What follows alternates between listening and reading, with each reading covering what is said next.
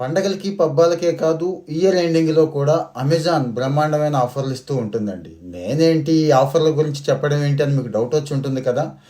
Heal Paradise school విన్నారు కదండీ! అనాథ పిల్లలను చదివిస్తూ ఉంటారు. అక్షయ్ పాత్ర తెలుసు కదండీ! ఆకలితో ఉన్నవాడికి కడుపు నింపుతూ ఉంటారు.